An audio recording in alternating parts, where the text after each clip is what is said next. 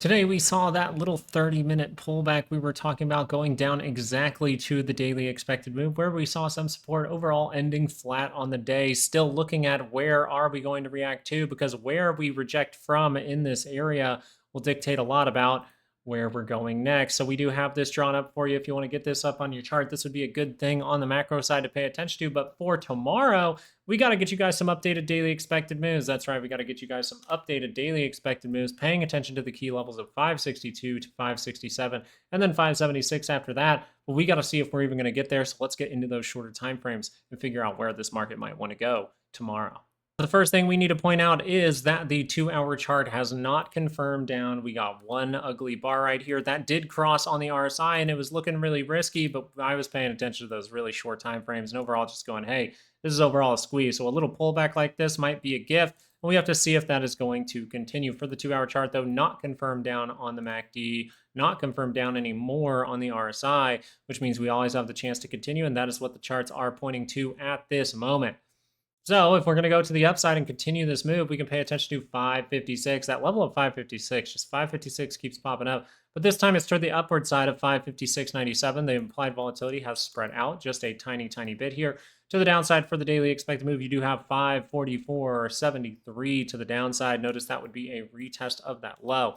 As we look at the 30-minute chart, we could be into some sideways price action in case we need to wait for some earnings news or something like that. But fantastic stuff down here. If you're really paying attention and you have the skills to look for it, man, we told you 30-minute might be the only opportunity we get. Hey, maybe we get lucky and we flag out again in this type of area, giving some sort of flag. That would be fantastic.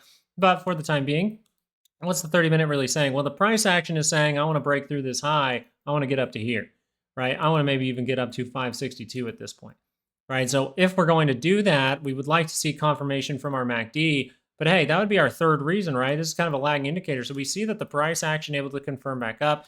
The RSI was following that shortly after, and then the MACD is lagging behind. But we could see a pretty sizable move from this little pullback here, and maybe we end up seeing 562, right? So this is where it gets very, very interesting. Obviously, if we do see things like this, just remember, what did we say this weekend?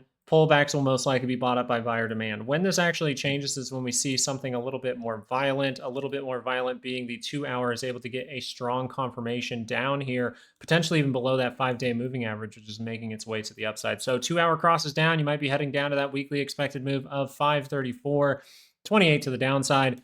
And if the 30-minute can confirm up, then we should see something like 556.97. So we will be paying attention, but we can see that squeeze-like behavior. I mean, pull up the 5-minute chart and tell me, these little rejection divergences right at the daily expected move, right? It was a little higher up today, and then we just curl up into positive territory, and man, that thing is positive. So once again, you've done some work here to build up. So revisiting those lows isn't necessarily a guaranteed thing. And now we can see if this 5-minute can just remain in a positive trend. You start to see more of that slow grind higher as we are in that potential squeeze right now.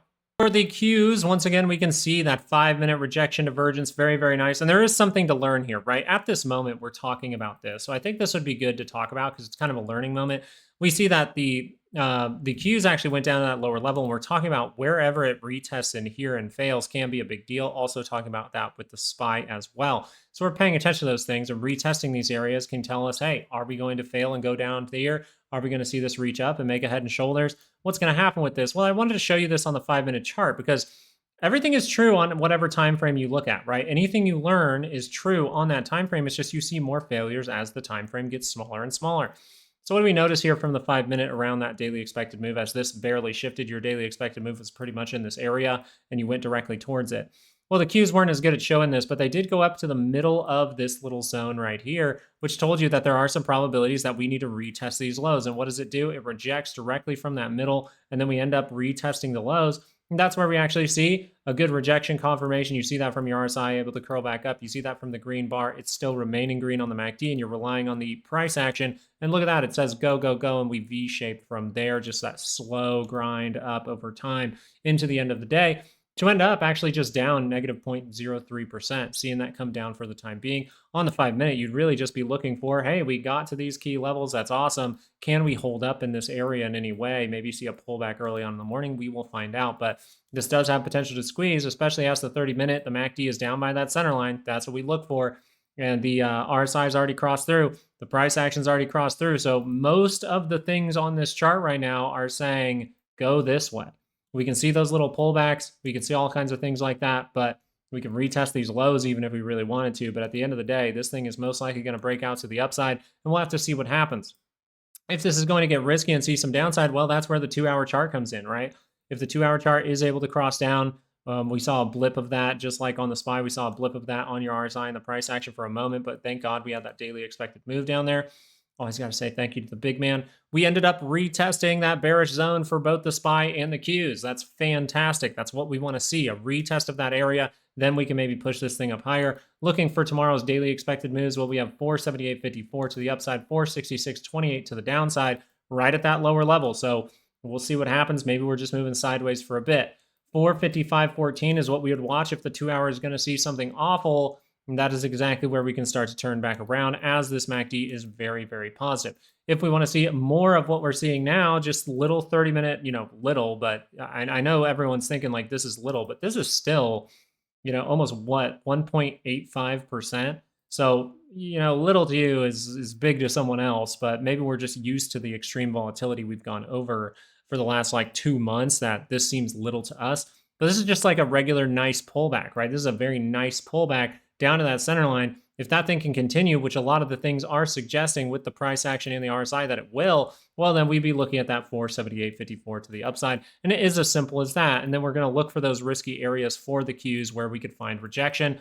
That would overall be, hey, maybe that happens tomorrow. Maybe we go up and we reject off of that 50 tomorrow and we're not able to get all the way up to 479 to 480. Maybe that happens tomorrow. Maybe it extends past it for a bit of time to get up to this area to make that head and shoulders. We'll have to see what happens. There's a lot of earnings. There's a lot of risks, but I want to see what this market looks like before GDP. GDP will be a big day. Mark it on your calendars, Wednesday morning before the open.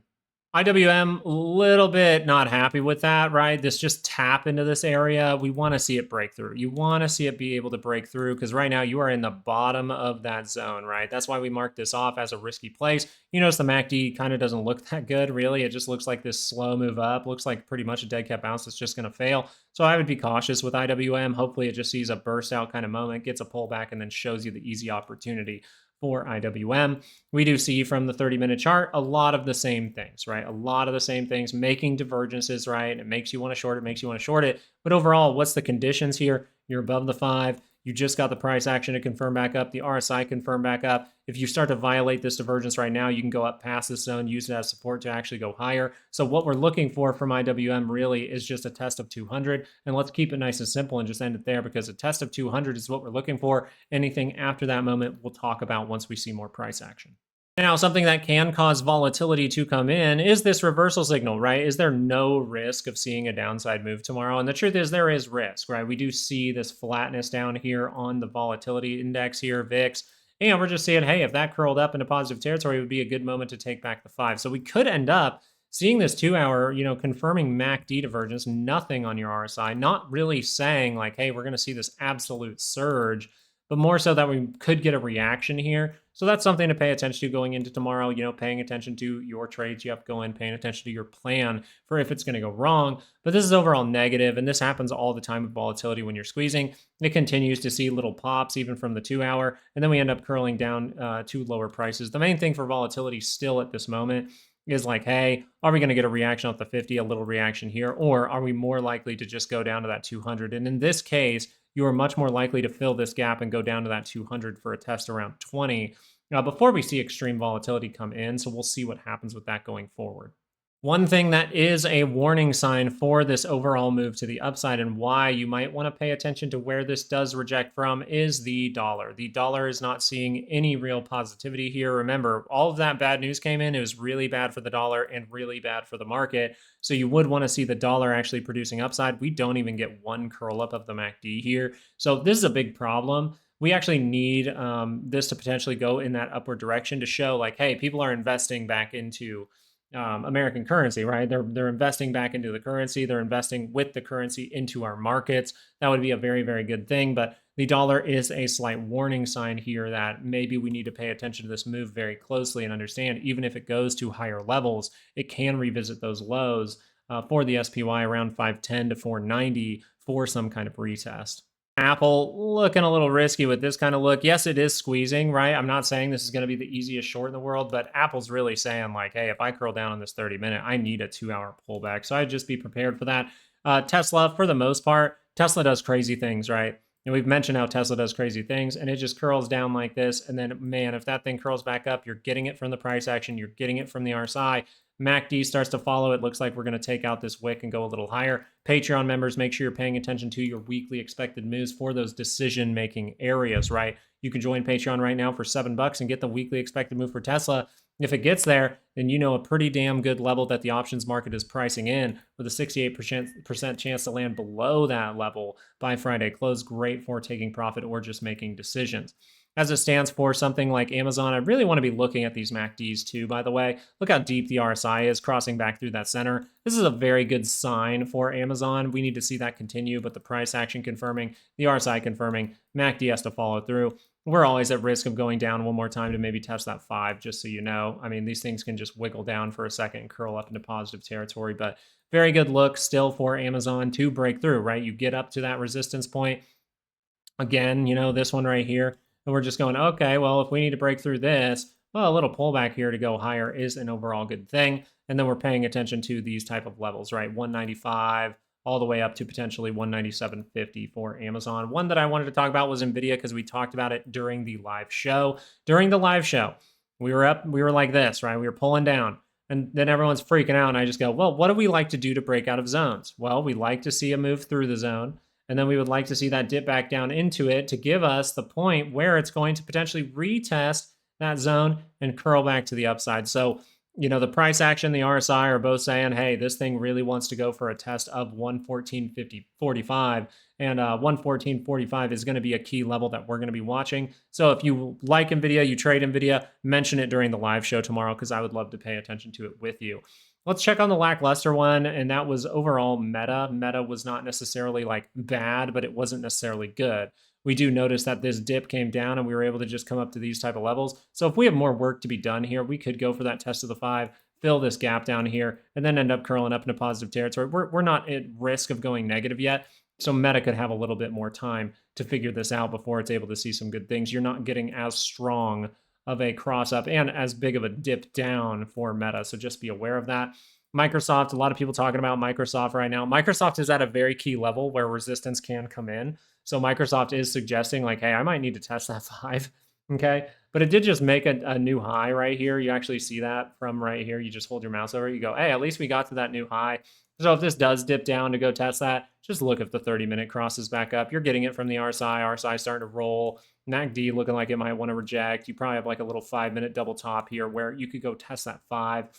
And it does look like the most probable thing going into tomorrow is like, hey, we haven't gotten confirmations from our MACD. So watch for the actual test for a lot of these stocks of the 5-day moving average. A lot of people were talking on the live stream about GME being able to curl up on the 30-minute here. Hey, this is what you need to see, right? This is what you need to see. You need to see it do something crazy. And, you know, something crazy would be have a 2-hour divergence that normally sends you down like this, just plummets, and just see that 30-minute curl up and then never look back, right? We don't want this thing to be looking back. We want it to start to squeeze. If the 2 hour is able to confirm up here, once again, you want it to curl up. You don't want it to look back. You want it to just pop off. If you're looking for that big moment, sorry, my battery's low. If you're looking for that big moment, you do want to see this thing just pop off to the upside, to be totally honest. If you do something like this and then you curl back down, not paying attention to that 30.97, I just moved that up. I'll give you guys the level in the morning on the live show. But if you do something like this, it'd be like, okay, well, why is GME just going to plummet? Is everything else going to squeeze but GME plummets? Yeah, it's overall been kind of leading the market if we really think about it, right? When we were looking down here, GME actually was leading the market before around this time where the market actually showed that bottoming in some way. So just be aware, like if GME is going to crash down, why is it going to crash down? Is there some big floppy news that it alone could get? Or is this a signal that we can actually watch and say, hey, if the 2 hours doing this and this is going to turn down a daily chart with this kind of look, and then we're going to head down to $25 or something like that, you know, why would that happen? And that's where we're really paying attention to GDP across the board for all of these stocks. So retesting key levels for GME, very, very good as it gets to the upper side of the resistance. Very nice. get up to this level, see a nice pullback, get that head and shoulders going, and GME really doesn't look that bad compared to a lot of other stocks. Palantir, SoFi, these ones that are just going up and up and up, like just be careful with them as they actually run into some key levels for SoFi, that key level being about 1375, for Palantir, that level being all the way up here towards 124. Got to be a little bit cautious with that. What does that mean? I mean, really, this is great stuff. These are good moves. So for Palantir, I want that to get to this level. I want that to scream up a little bit higher, turn back down, and either hold up right here in the zone or be able to curl down and fill that gap and then curl up, right? That would be a fantastic way to head higher. You would retest that breakout area, retest that zone. And if you can test in the top of it, you're much more likely to go make a new all-time high again. So very good. For SoFi, the levels to watch here, what we want to pay attention to is, one, where's that breakout area? Okay, it's right down in here, right? So it's right down in here.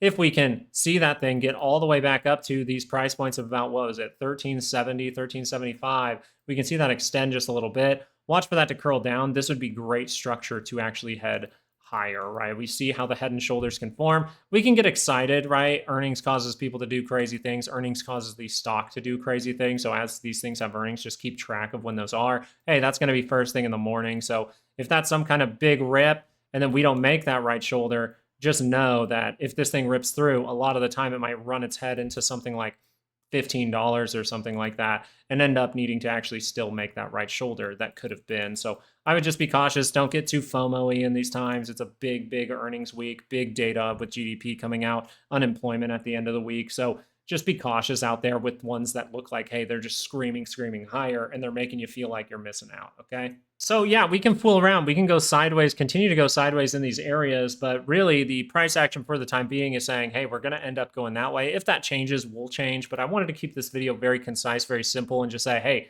30-minute curls up. We can get to that 556 level, 557, right? If that continues, hey, we can go to that 562 test, maybe even going up to 567. So we'll be finding out. If we're going to see some major weakness come in, then I'd be looking at the 2-hour to potentially get down to something like 534.28. And that is still a possibility, but that would really shake people into like, hey, take bear bets. And then you just look and you're like, hey, the monthly expected move is here. We only got 2 days left. So it's I have a 68% chance to close above this line. So most likely, if we go down to here just really, really sporadically and something surprising happens, it's very likely that buyers will step in and we're just going to curl up into positive territory as we are in such a positive trend. So just keep a level head about it. Make sure to have your plan for if it's going right? Look at those decision-making areas, maybe towards 567, but also paying attention if something goes wrong for your trade and making sure to have a plan for that and reacting to whatever you're seeing in front of your chart. So very, very nice. It looks like we want to continue this. Whether we want to continue it right now, we'll have to see how the open is in the morning. We haven't necessarily confirmed on MACDs or anything like that, so we don't want to jump the gun or anything. But it really looks like, hey, that support came in. The 30-minute pullback we were paying attention to, it happened. You got confirmation from the price action and the RSI, just waiting on the MACD. So we'll see what happens tomorrow. Thank you guys so much for watching this video. Really do appreciate it. I know I was trying to keep it just short and sweet, give you guys those daily expected moves for the SPY and the Qs. And we have all the weekly expected moves for stocks that we cover on this channel, really on the right side of your screen. Over on Patreon, we have monthly expected moves being updated this week. So it's a great time to join. You get a ton of value up front at the beginning of the month. And you can really track like, hey, what really could happen now that I have those monthly expected moves? What's the scenarios that I could see playing out at this time that would be bullish or bearish? It's a very good tool to try to look into the future a little bit. Thank you guys for watching. I hope you guys have a great, great night, and I will see you guys in the morning live on YouTube. Peace out.